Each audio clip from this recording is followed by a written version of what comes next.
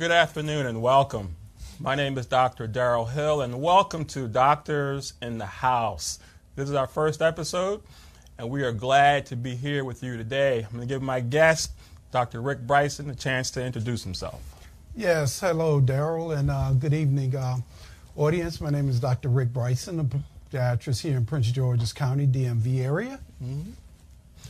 So we're here today really to kick it off. We got our new show happening, Doctors in the House, and this show is really about you.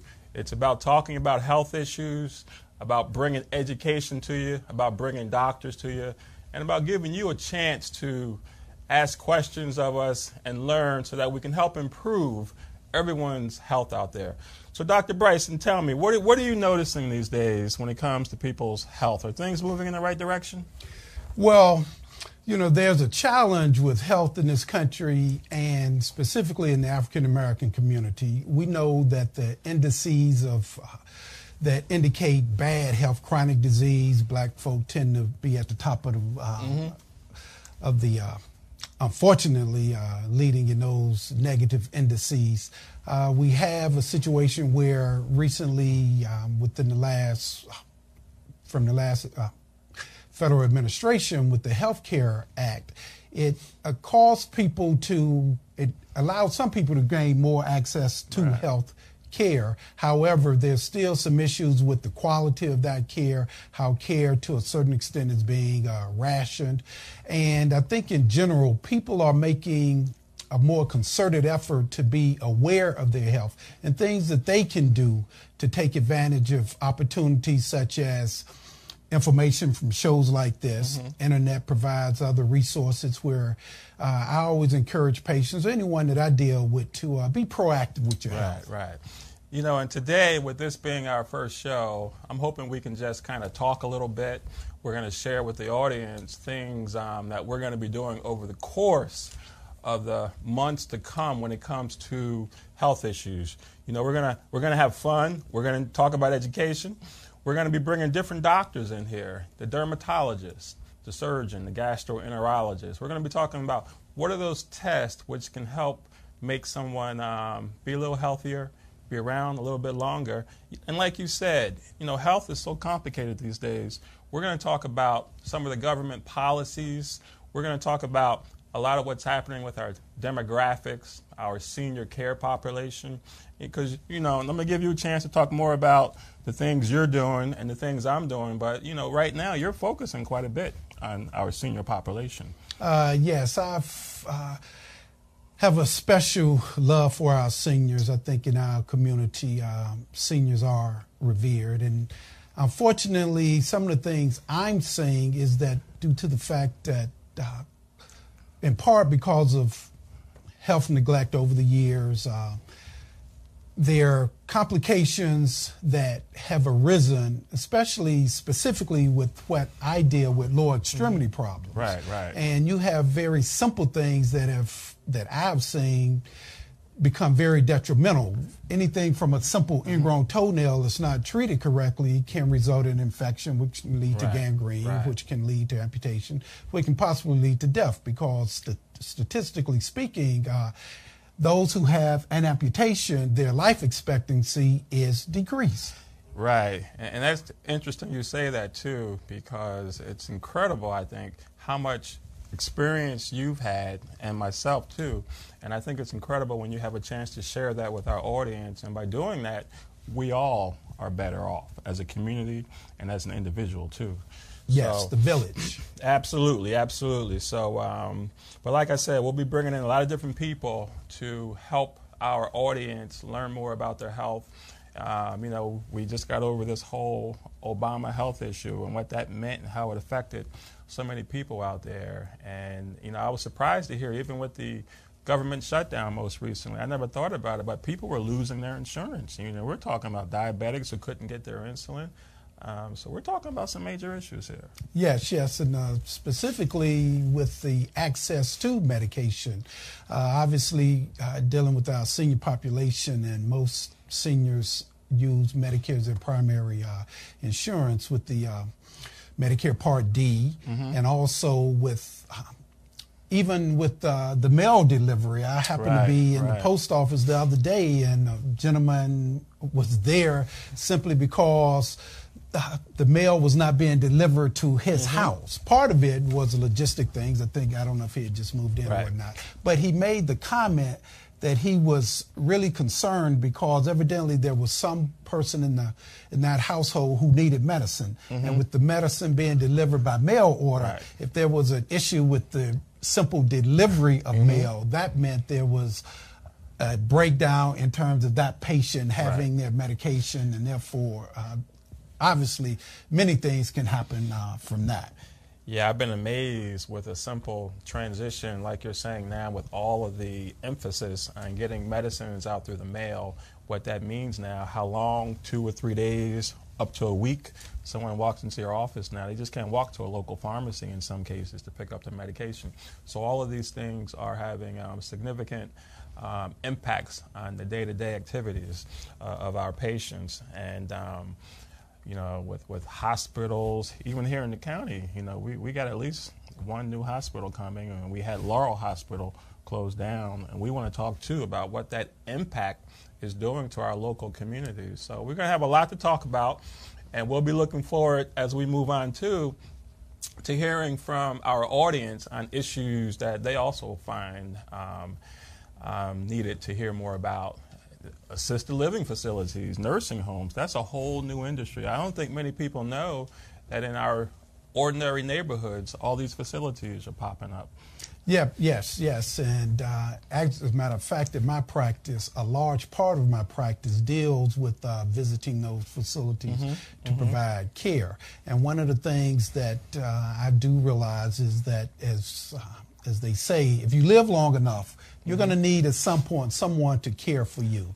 I guess we talk as a younger person. I know I often was approached by insurance individuals about purchasing long-term care insurance. I think traditionally in our community, when a person ages, if the family structure is such that they can support them, oftentimes it became a thing that mother, dad, grandma, granddad would come to live with one of the siblings. Now, obviously, as the demographics have changed, folk aren't having as many children as before. So those options are becoming limited compared to what they were 15, 20 years ago. And that's why I'm so excited about this show, because we're going to talk about bringing that financial guy in here to help us understand more about what that really means. Because think about it, not too many people can pay for that long-term care insurance, and people are living longer, and we don't think about these things until it's too late. So I'm excited. I'm glad you're here, and I'm glad we have our audience out there. And I think as we move forward, we're going to continue to make our communities healthier. So as we move along, why don't we just stop right now and just give you a chance to tell us who you are, tell us what you do, tell us about your education, your background, and I'll be curious to hear too about why you chose your specialty, because the reality is it takes a special person to provide health and care to other people. Yes. Well, again, my name is Dr. Rick Bryson, practicing foot care, lower extremity care. And one of the things that's so important that what I've seen when I was in college, I actually played a little basketball, and I actually had a lot of foot ankle problems. And when I was deciding on a career, I knew I was on that healthcare track. And what led me to specifically want to pursue podiatry is that podiatry offered a lot of sports medicine.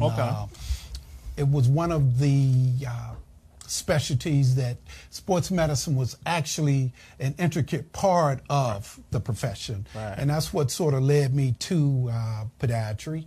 And again, the other thing that actually I think caused me to want to pursue podiatry is that I remember as a youngster taking my mom and grandmother to the podiatrist. And I often, because of injuries that I suffered, I went to a podiatrist. So I was aware of what podiatry was. And I don't think you enter undergrad saying that you want to be a podiatrist. But nonetheless, it is a profession I chose, and I've been I feel very fortunate to have developed a practice where I feel that I am definitely making a difference. I mean, you Right. hear it every day, and you can see it. Now, part of one of the situations that I often see, as I said before, is individuals who, due to a large extent, neglect of not having foot care. Right. The complications. I think we all know about the relationship with diabetes as it relates to foot care. We got a lot to talk about when it comes to diabetes. Yeah, Quite that's a bit. biggie. That's Quite a a bit. biggie. That's a biggie. But that's not the only condition. But as it to piggyback on what you alluded to with insurances, insurances will make a big deal with the condition of diabetes for foot care. However, that is not the only diagnosis that usually leads to detrimental problems with your foot. Anything that circulatory problems from various reasons. Absolutely. Yep. Absolutely. And also, as I said before, there have been a number of seniors that I've seen who've developed something as simple as a hammer toe. Oh, yeah. A hammer toe. I got a few stories I got to tell you about as we get a little bit more into this when it comes to some of these simple things that turn into major things because people just didn't know. Exactly. Now, before I forget to mention, the call-in line will be 240-719-2560. This will be a call-in show. We will take calls. We appreciate all the calls. I know we have a caller on the line right now, and so why don't we go ahead and take the call? Hello, caller. Hey, Doc. Hello, caller. Doc. Hello. Doc, can you hear me? Yes. How you doing today? Doing great. How are you? Man, I'm great, man. I've been seeing you for a while now, man. This is Mr. Gaskins. How you doing, brother? Good, good. Who's this? Mr. Gaskins, the owner of the station. Hey, what's up? How you feeling, man? I'm feeling good, man. Y'all in there looking good. Y'all talking some y'all dropping some knowledge on folks, man. That's good, man. I like to hear that, bro. That's what we're here for. We appreciate that. For sure, man. I just want to congratulate you on your new show, man. I'm so glad you joined the team. And tell everybody where you're located and everything, man, how to get a hold of you and everything yet. Absolutely. My office is located in Laurel, Maryland, 13635 Baltimore Avenue. That's 301-497-0401, 301-497-0401. Also, we are always open 24 hours a day on the web, www.laurelmedicine.com, www.laurelmedicine.com. And I'll give brother Dr. Bryson a chance to introduce his information. Yes. As I said before, currently I service the DMV area. The easiest way to reach me is via telephone, 301-706-6437. Okay, Dr. Bryson, what do you specialize in?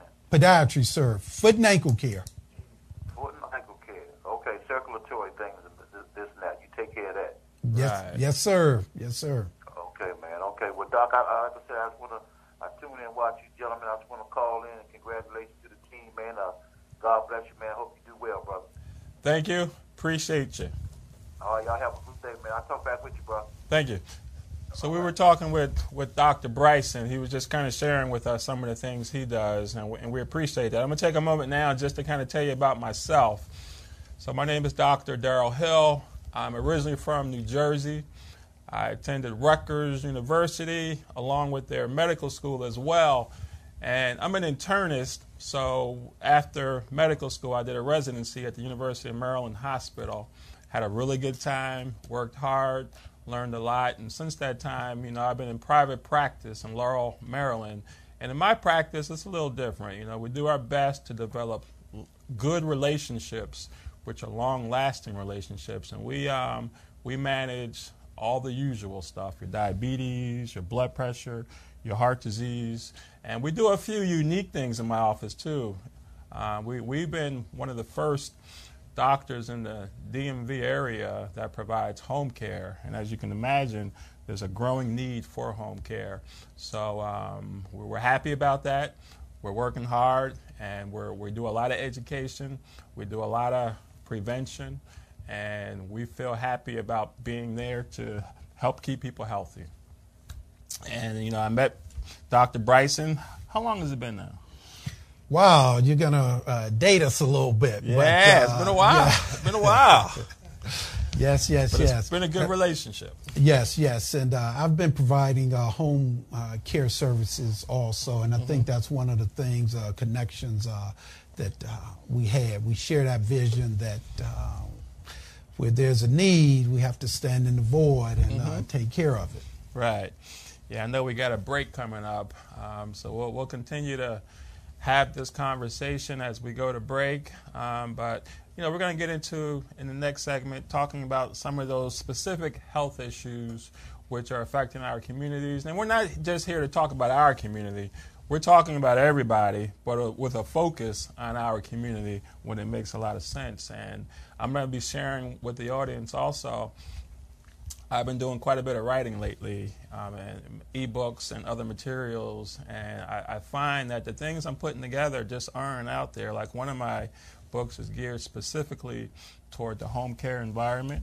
One's about the health and wellness for all people, and one even focuses on being a guide for black men, because let's call it what it is. We have a few unique medical and health issues that are different from everybody else. And as we get into our conversations going forward, we're going to be talking about healthcare disparities too. Because I heard what you said earlier about, I think you said amputations. And we know there's a mismatch. A lot of African Americans suffer complications from diabetes. And we want to know why, so we can prevent that. Yes, if folk will listen, we had info for them. Yeah, absolutely. So and then we're going to talk about even you and I. You should have your doctor, I should have mine, and we should be going to the doctor like everybody else. I don't know. Which I do. Yeah, we have to. I always think about my family history and what that means for me. And you and I are going to talk about how much we exercise, how much we don't exercise. You're still looking pretty good shape. We got to eat the right food. All that stuff. So we are no different than everybody else. And no one talks about it, but there's a huge component of stress. What does stress do to our bodies? What do you think about that? Yeah, as a matter of fact, I was recently reading a book, and it talked about the issue of high blood pressure, not necessarily, and it was not just centered around the African American community, but it was making a correlation between high blood pressure and high cholesterol. And it talked about the Italian community, which obviously we know from their diet, it tends to be heavy carbohydrates, and a lot of Italians tend to be heavier people. But one of the things that the book was mentioning is that in certain communities of the Italian American community, I guess I should say, one of the things is that their lifestyle in terms of the family gatherings, eating together, even though they're big people, there was not a great increased incidence of mortality from heart disease and that type of thing. But the book was highlighting the fact that the stress levels in this particular community that they evaluated tended to be lower, because they use this example where the guys would come from work and they would be around the family doing and those things definitely help. So stress is a major problem in our community in terms of what it does contribute to conditions that lead to mortality. Right, the stress and the socioeconomics. And I'm glad you brought up the issue of diet, because that's a huge issue when you talk about prevention. And one of the things we'll be doing too is bringing in that nutritionist and that dietitian person to help us understand how we should be eating, because sometimes, let's be honest, we just need to relearn some of the bad habits we may or may not have. And without, you can't lose weight without eating correctly. I don't care who you are. And that becomes more and more difficult as you get older, and I think we can all speak from personal experience as well. And as you were saying too, we're going to talk about the, some of the Greek diets. There are a lot of different diets out there that we know are very healthy and helpful in preventing health issues. So we're going to be talking about those issues. All right.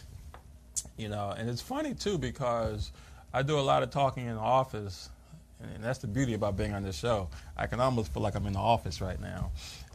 I talk a lot about bacon. You know, I don't know about you. You like bacon? No, I must admit, I'm not a big bacon guy. I would do some turkey bacon, but not the pork bacon. Yeah. Unless, you know, sometimes my wife will fry it up and. Right. And that's cool too. But the reality is, we just have to understand if we do like it, the good, the bad, and the ugly too. And the reality is, bacon is one of the worst things out there for you. But we all do it.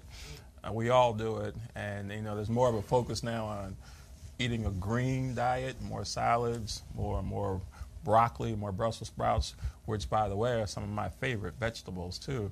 And I always tell people, when I grew up, it was all about pork chops. And I don't know if you remember it, but maybe you, too. You know, my mom would fry up the pork chop, and when it was all done, you'd have all that flour, that fried flour in the bottom of the pot. You throw some water in there, and that was your gravy. Gravy, yes. And the reality is, we all, I think, did it, but we should know now. It's probably not the best thing for you. No, it was not. But boy, my mother, you know, I grew up to a large extent in North Carolina, Winston-Salem specifically. Yep. Right. So even though, and my mother would do something called fatback. Oh, my goodness. Now, I haven't had it in years, but we would take that, and hey, that was better than dessert for us. Right. But those days have passed, I must admit. Well, that's the beauty too, because you get to reflect on those days, and I think it's kind of good when you can go back in time and see what it was and see where you are. Like for me, I had the great fortune of working in a butcher shop as a kid. So I don't know, and I tell people this, I don't know if you've ever seen ground beef produced before. And I'll tell you, man, just imagine a huge dumpster and you're just throwing anything into it, fat, bone, whatever. And there's a big grinder in there, and that's your ground beef, man. So the reality is, you know, we're going to be talking about these things. We're going to be educating. You know, we're going to be talking about the chronic health issues, and hopefully we're going to be making a difference. Yes, we will. Yes, we will. Yeah. So when it comes to what you're doing on a day-to-day basis, tell me, what do you like about what you do, and what are you hoping gets better? Well, one of the things that's always gratifying is that, as I said before, with the nature of seeing seniors, you see a lot of folk who are in need of care, and the care is one of the lack of care is one of the things that directly correlates to their quality of life. As seniors age, obviously less mobility, but simply because you're not walking as much does not mean you're still not in need of foot care. That's one part of the spectrum. But the other part of the spectrum, because I also have, over the course of my career, dealt with a lot of athletes and folk that are active. A lot of females will come in for various reasons. Part of it is just from a cosmetic standpoint. They may have developed the things on their feet, the corns, the calluses, that type of thing, which often are a result of shoe gear. But what that does is limit their ability to probably participate in other activities. I hear people all the time who are saying, well, I need to go to the gym, but my feet are hurting, so it's very uncomfortable, so I don't go. So one of the things I've been able to do is have some direct intervention in terms of addressing whatever foot ailment they may be having, so that they are able to, so that's not a limiting factor in terms of them not going to the gym, because it's sometimes, you know how it is, you'll get busy, and we don't need impediments to do things that will help us in the long term. Right. And I feel like since we're real comfortable having this conversation, I'm kind of cool not even having the break right now, by the way. You know, and you know, it's kind of cool. You know, I'm really looking forward to right now hearing from you on two particular topics in foot care. Number one, can you comment on plantar fasciitis? Yes. Very common issue, right? Yeah, very common, very common. As a matter of fact, I had a patient this morning with it. And typically what happens is that on the bottom of our feet, there is a tendon, and that attaches to basically our heel bone, and it proceeds towards our toes, and then it spreads out. And that tendon becomes inflamed over a period of time. Right. And that inflammation is what it contributes to the pain. And if it persists, it can actually lead to a heel spur. Okay. And that's actually on the bottom of the foot, but actually at the back of our heel, we have a condition because there's another tendon that attaches there from our lower leg, and there's a condition called Haglund's deformity. And I mention that because here in the DMV area, we've been recently shared the news about our star point guard is out. Yeah. And part of his initial diagnosis was the condition was Haglund's deformity, which again is a condition that affects the back of your heel. Right. And it had developed some arthritis, inflammation, and he was having surgery. Wow. And ultimately, he experienced an accident, and it caused him to actually rupture his Achilles. Right. So getting back to the initial diagnosis of plantar fasciitis, usually it can be debilitating if not treated. Luckily, there are a number of interventions that could be implemented that will minimize that. Good. Yeah, that is just, if I'm correct, that's one of the most common causes of heel pain in anybody. Yes, yes. And by the way, those Achilles ruptures, they scare me, man, because they can happen at any time. And that's one of the reasons why I gave up basketball, too, because I just felt like it was just a matter of time before it was going to snap on me. Yes, as we age, we lose basically the lubrication for that area. Lubrication. Yes. So our tendons aren't as flexible as they were at an earlier age, and any type of additional stress, it doesn't have to be a lot, but twisting or stress, and it can tear or partially rupture. And again, it's becoming one of the more debilitating conditions, especially specifically on the professional level. You know, we can just mention John Wall condition with his heel, but what they're sharing with us now is that because of the condition of his Achilles, the rupturing of his Achilles, he may be out for a year, whereas previously when you had a knee problem, then that may be a 6 to 9 month rehab period. Because at one time, knees were definitely conditions that were in your career. There's been improvement with knees. However, with the Achilles situation, you're still talking now, it's longer to rehab an Achilles than it is a knee. Wow. Yes. Yeah, I mean, I'm kind of wondering, will he ever be the same, you think, John Wall? Well, none of us will ever be the same. I mean, following that injury. Yeah. It's professional athlete. Knowing speed's a huge part of his game, too. Very much so. And that was one of the discussions I heard on another radio station today. So it doesn't look good for the Wizards. So we've transitioned from that condition. But again, Achilles are tough problems. And that's just one of a myriad of foot problems that not only affect athletes but everyday now I'm individuals. I'm going to share with you another foot issue, and I use this a lot in my office now because we're going to be talking more about the details of diabetes. But I had this one patient, and he was a long-term diabetic, and he had been pretty stable. I hadn't seen him for a while, but it turns out somewhere along the way he decided to pick a sore on his foot, and when he did that, it turns out it never healed, and he wound up having to get that toe amputated. And so what I tell people now, and I've always told them this, but I remind them very clearly, never pick sores on your foot, especially when you're diabetic. What are your thoughts on that? That's great advice. One of the things from the etiology of diabetes, what to a large extent happens is that your nerves that control your blood vessels to help healing are their efficiency is decreased because of high, what we call either blood sugar or the glycogen in your system. And once you develop a situation where there's a inhibition of your ability to heal, than when you develop a sore or something as simple as a callus, and you injure it further by either using some type of blade or whatever you may use to try to pick it out, then you're seeding the bacteria in your foot. And what tends to happen is that the immune system is not able to overcome the fact that you probably already have some circulatory problems. At one time, diabetes was referred to as a small vessel disease.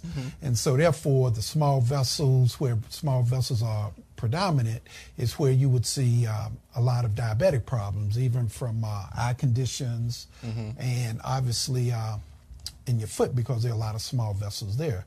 So again, it's really related to the inability of your body to heal. Yeah, I agree with you on that one. You got to take care of those feet when you have diabetes. Very, very important. So, you know, one thing I didn't get a chance to do is to give a little bit more background on me and, you know, why I became a doctor. It turns out, I don't know how it happened, but somewhere around the age of 10, I knew I wanted to be a doctor. I remember a friend of myself, we used to catch birds when we were small, and some birds we'd even find with broken legs, and we would try to nurse these birds back to health. And I don't know if it was also the $6 Million Man, by the way.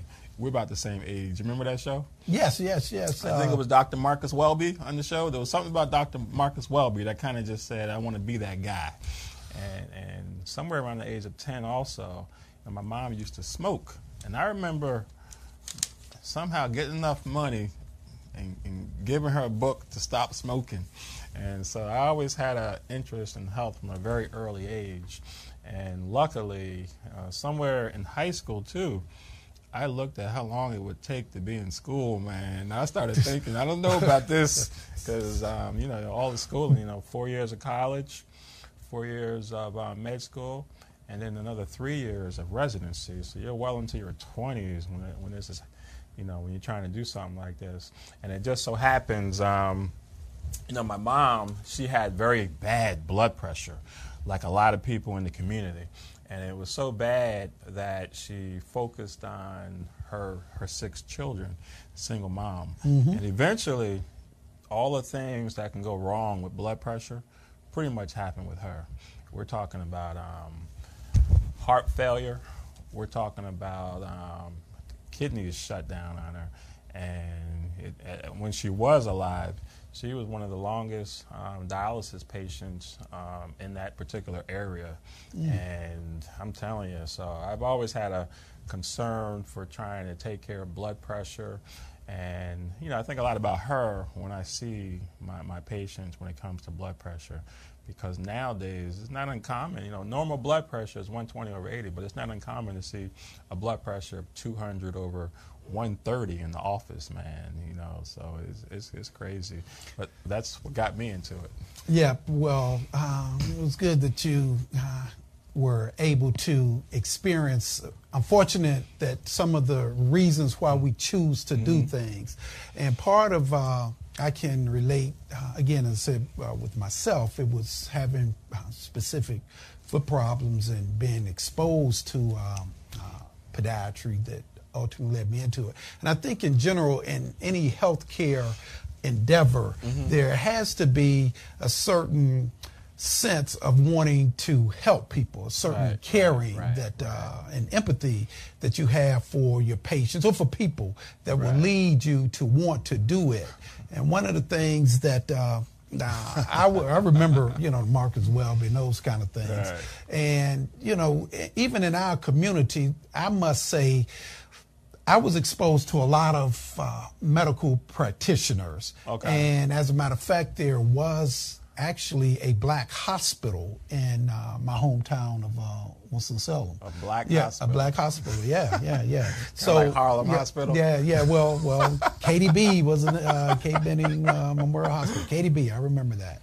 And a number of, and we actually, first few years of my childhood up through elementary school, we actually lived literally right up the street from the hospital. So I would see, you know, black professionals, hear about them, and crossed paths with them at church and that type of thing. So it wasn't foreign to me to know of black, and I had an aunt who was a nurse. So I was exposed to the healthcare, some healthcare professionals. And so it was one of those things where when it came time to make a decision in terms of what do you want to do with your life, one of the things that motivated me was a need to want to help people and then do something I had some personal previous involvement with. So that's... So again, the call-in number, if there are calls, is 240-719-2560.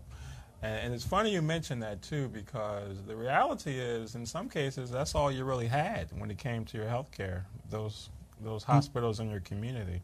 And let's appreciate the rich history of Howard University and Howard Hospital, Meharry, and those kind of places. So those are huge institutions when it comes to producing doctors and supplying the physicians and other healthcare providers for our communities. Yes, and that's, you mentioned earlier health disparities. And I guess that's one of, in my opinion, one of the reasons that we do have health disparities, because I think without a doubt, you can relate, if there's a need to be able to relate to people who are giving you information. Now, one of the things in our community, I've seen a number of studies that have indicated that African Americans tend to do better when they have an African American practitioner. Well, I know the landscape has changed due to insurances, due to big pharma, due to, and especially in this community, how the med stars and other entities are taking over health care delivery. And so we have to be very cognizant of the things that help us and those that tend not to be as much of a benefit as it may be purported to be. So there's no substitute for doing your own homework, having information, and knowing which tests to at least be aware of that may be needed to help you maintain your health or find out what problems may be pending. Right. And you're exactly right.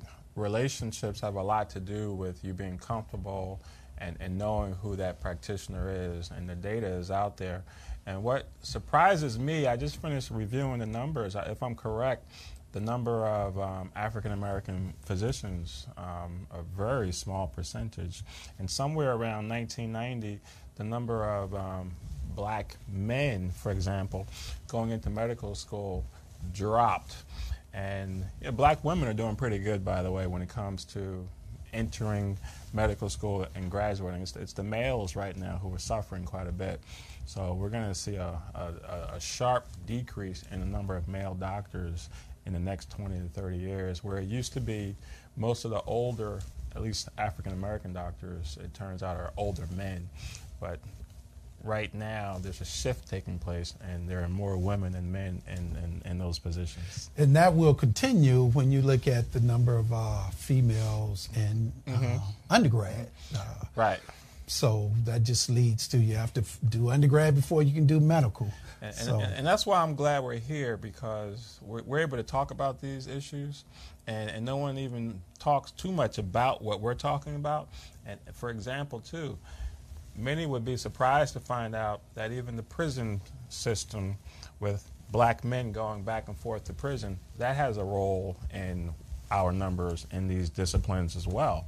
Not to mention whether you have insurance, not to mention different health consequences of being in that prison system. So there are a lot of complex socioeconomics involved, and it's funny how that relates directly to someone's health status as well. Yes. Again, when you mention the prison population, obviously we've heard so many. First of all, the numbers have increased. Hopefully, individuals who have been incarcerated are also at a higher risk for the sexually transmitted disease, specifically HIV/AIDS, and that has taken very detrimental effect on the health status of our community. Right, yeah, it's been huge. So why don't we do this? Why don't we just take a quick break? And, yeah, you just mentioned it, HIV. We'll be talking about that, too. It's funny, no one's talking about that anymore. And that's still a big issue. I think it was Black HIV Days a couple of days ago. And it was interesting, too, because I even talked to my son about this, and I was surprised to hear some of his comments about it. Oh, I'd be interested to know what he said. Great stuff, great stuff. We'll see you on the other side.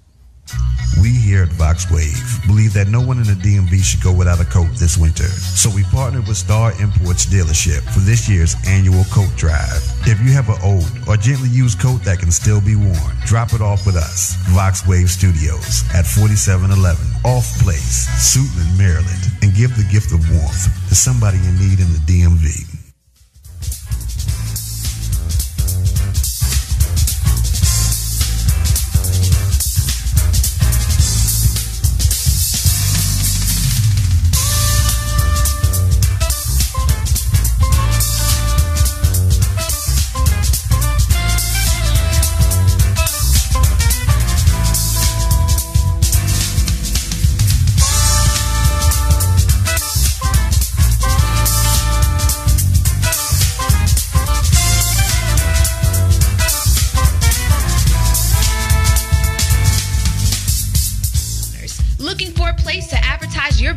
And promote your products and services, Vox Wave is the right place. We have over 10,000 views a day and 70,000 listeners a month. For more information, contact Reg Gaskins at 240-832-4455. Vox Wave now features a streaming radio media player on our website's front page, where local artists can get their music played 24/7. For more information on getting your music in rotation or to perform live at our studio, contact Reg Gaskins at 240-832-4455.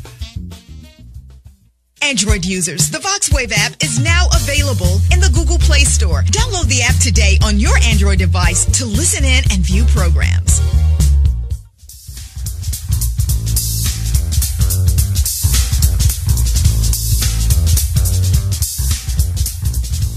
All right, well, welcome back to Doctors in the House. My name is Dr. Darryl Hill, and I'm with Dr. Rick Bryson. Rick Bryson in the house. So thanks again for coming in today. My pleasure. Been very exciting having you here. So let's go ahead and just talk real quick. You know, we'll get into more details later on some of these important health issues taking place right now. You know, we talked earlier about diabetes, but we also have heart disease being the #1 cause of death for us all. And those numbers continue to be very high. And you know, then we got cancers to worry about out there. Colon cancer, prostate cancer. And those are scary things, man. Those are scary. That's a lot of bone cancer. Yeah, yeah. So I find a lot of black men, including myself, I'm terrified, even myself as a physician, of prostate cancer, because the numbers are so high as we get older. I'm just going to continue to encourage people to get checked. Got to get checked. Yes, yes. You know, there's when you talk to patients, one of the things I've seen, especially even as we get more information, the key is making sure that you're able to understand the information you're getting. And I'll use PSA for example. Okay. You know, I've heard various comments and even studies that talked about the viability of doing that test. I've read anywhere from yes, do it, to, well, the numbers, don't rely on it. Okay. So people will share with me their experience whereby, as I'm seeing more older people, gentlemen are saying, well, the doctor told them, don't worry about the PSA. But what's your comments on that? That's a great question, man, and I'm glad you brought it up because it's a complicated answer because the doctor's right. Keep in mind, PSA, which stands for prostatic specific antigen, is secreted from the prostate. As we get older, that level goes higher. It also goes higher with cancer too. And clearly, the data says as you're getting into your 60s, you need to have a conversation with the doctor, because some say don't even check it unless you've gone over the risk and benefits. For example, if someone is 65 and they have a lot of medical problems going on and maybe won't be surviving for the next 10 or 15 years, some say don't even worry about checking it, because guess what? People get prostate cancer, and this is hard to say, they don't always die from it. They die from other things. And you can imagine, you gotta speak and tread very gently on this topic, because I'll be honest with you, I was 1 year at a residency, and I didn't quite understand how to articulate this. And I always share this story because a patient came in, and he came in with his sister, who took care of him because he was mentally challenged. And I said what I just said to her, and you can imagine what she thought. She thought I was saying it wasn't important to do it in this particular individual. So you got to be careful how you talk about those words. But yeah, there's a lot of controversy, and there was a big article in the Washington Post just last year about this topic. So what it really comes down to is that doctor-patient relationship, and making sure the patient understands the risk and benefit. Because what's happening is, remember, when that PSA goes high and you want to know what's going on, you got to get a biopsy. And those biopsies are pretty invasive and pretty painful, so you want to get it in the right people. And then you want to be able to affect outcomes. So if you're going to treat somebody for something that isn't going to hurt them, why are you going to even go through all of that? And that's part of the whole dialogue that goes on. Yes, and I can even relate a number of patients that I've crossed paths with would share with me that even though the PSA numbers may be going up, but that is not a one-to-one correlation to say that you have prostate cancer, right, because infections can cause something. Prostatitis. So what do you tend to advise your patients or related to? Well, these are great questions, because I just went through this last week. And it's usually on a case-by-case, but I always have a conversation with everybody. For that guy who's clearly young, less than 50, get the test. Even for older people, if you get the test and it's normal, there's no controversy. So a lot of times I say get the test and we can have the conversation later. But if there's somebody who's very sick and understands the conversation, I'll purely just lay out the pros and cons of both scenarios and kind of let them make the decision. But clearly, that older person who's demented, who's bedbound, whose quality of life is already pretty poor, we don't worry too much about it. Well, another question I have. Now, in terms of some of the over-the-counter, I guess technically anything that you put into your body could be considered a drug. So with the number of over-the-counter supplements that are available, do you tend to recommend males take any of those? It depends. For some of them I do, only when I think the benefit to the patient is going to be worth any potential risk. You know, I still advocate things like fish oil, maybe things that can help your joints. But I remind people too, in healthcare, we like to have data behind any recommendation, and sometimes the data just isn't there, so you have to make a decision on smaller type studies that suggest a good benefit without having those larger studies which are more convincing. Yes, and I find myself telling people, I think it's a mistake to say, well, I'm going to take something for high blood pressure, but don't change lifestyle. I'm going to take something to lower my cholesterol, but I'm not going to alter the way I eat. And that's a different level of question for me, but you're right. Lifestyle has got to be there for everything, exercise and diet. But I tell my patients the same thing. When you start talking about taking a garlic pill for your blood pressure, that's a different ball game. If I do something like that, you know, there's no science behind it, so you'll never hear me encourage someone to take garlic pills or things which aren't proven to be a benefit, because that's a time bomb waiting to happen, and I want no part to that one. So I know we're kind of coming up towards the end of the show, so what I do want to do is take a moment. We have a segment here where we talk about things in the news which are health related and might be of some educational relevance. So let's talk briefly about what's happening in Virginia with the governor. You know, in case you don't know, the governor for Virginia, in his yearbook back in the 1980s, I think it was, he was found to be wearing blackface, and there was a KKK costume involved. We don't know if it's him or if it's not him, but we do know it was his medical school, and this happened. What do you think about that?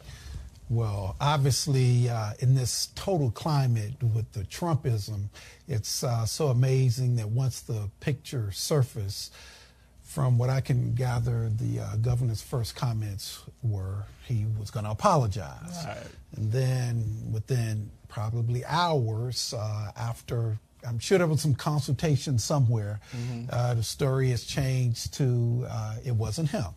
But and we were all calling for the governor's resignation, and then we found out that there was a situation with his lieutenant governor, and then we found out that there was a situation with who was third in line? Was that the Attorney General? Yeah, with this blackface issue, and I'm thinking about it. My thoughts are, one, first of all, when they were accused of being a racist, I've always had this comment to people: to be a racist, that's actually just a noun, but to be racist, you know, that's a verb. So that should mean that you have done, there should be some body of work that you could relate to, because if you're a rapist, then someone has been raped. Right. So if you are a Buddhist or anything that has any religious context to it, you practice that particular religion. But to be called a racist, I would think that there should be something to confirm some act or actions that would confirm that you are such. Yeah, I was amazed by what we saw out there, because my immediate concern was, what does this mean, number one, that the medical school published it, number two, that no one said anything about it. You know, we're talking about now over 20 plus years of this being out there, and no one said anything about it. And then what does that mean? Does that translate into how these doctors in this medical school and this culture treat their people who don't look like them? Those are my concerns. Yes, and I think the latter is definitely the case. Back in the 80s, when this picture allegedly was taken, I guess blackface in our that's nothing that we did. And I guess from a comedic standpoint, I'm almost certain they thought they were being funny. They were being funny. But it's certain things that now we take more sensitive now. And I guess, for lack of a better phrase, then the governor himself, even though I'm not a Virginia resident, I think he probably, I would not go so far as to say he's a racist. Right. But he did something that, in hindsight, I'm sure he regrets. But that just shows you, at some point, it was accepted. It was accepted. They felt comfortable doing it. And the implications of how others would, specifically African Americans, would perceive it, I'm sure it didn't even cross their mind. They didn't care. Wow. Yeah, I'll tell you, man. So why don't you go ahead and share with the audience again your contact information? Yes, you can reach me 301-706-6437. And myself, I can be reached at 301-497-0401, and also at laurelmedicine.com, LAUREL medicine.com.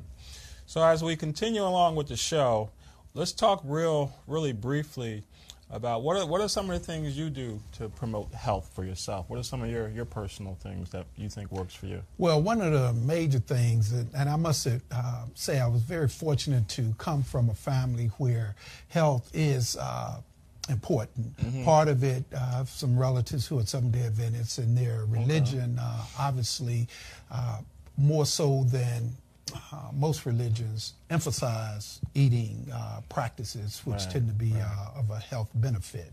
And so my thing is obviously to practice what we do know are practices that don't contribute as much as others to detrimental health, such as eating right. I was an athlete growing up, and I've tried to maintain some athletic endeavors to help with heart health. You get into the gym? What do you get into the gym?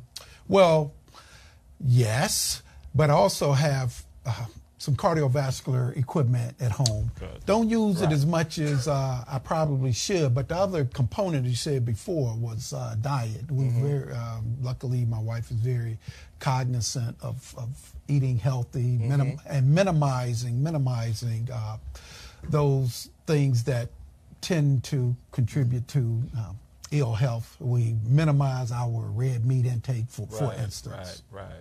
So we'll have a chance to talk more about lifestyles, diet, exercising, some of the simple things that can make a difference, kind of like what you just said, cutting down on the red meat, getting more of the fruits and vegetables in.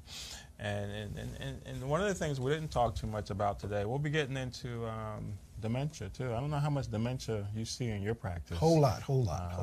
But I was surprised to find out that apparently African American women have incredible numbers, along with just African Americans in general. I did not know that until recently. And my research is showing me there's going to be an explosion between now and 2050, by the way. And when I did the math, that kind of put me in that group in my 60s and 70s, assuming I'm still here. But we got to do everything we can now to get smart about that, and hopefully the research will make a difference. Yes, people are living longer. Now, the question then becomes, is the quality of life the same? But I would argue that typically the quality of life has not maintained, simply because with lack of mobility, so many people that I deal with are homebound, have been stricken with cancer, but they're not dead, they're still living. However, there is a question of the quality of life. Right, and it's interesting too, we're going to talk about that homebound population, because to me, that is a untreated and almost left behind segment of our health population. You know, I'm thinking right now about that patient I saw last week who literally lays in the hospital bed in his living room at home. You know, he's been amputated, both legs, and cared for by the family, and what that means for the caregiver. The caregivers, they're the ones who really are under so much stress and need support in the home to continue providing that service. So there's a lot going on out there. Yes, it's much needed, brother. So stay tuned. Yes, sir. So, you know, we're getting to the end of today's inaugural segment, and I'm telling you, man, I've had a wonderful time being here with you. I've had a great time getting into some of the issues we're going to be talking and getting into deeper. Just want to remind our viewers, we're going to be bringing in different doctors, talking about a variety of different issues. And at the end of the day, it's all about improving health and helping people live longer and maintain quality of life. All right, everyone, stay tuned. Yes, sir. All right.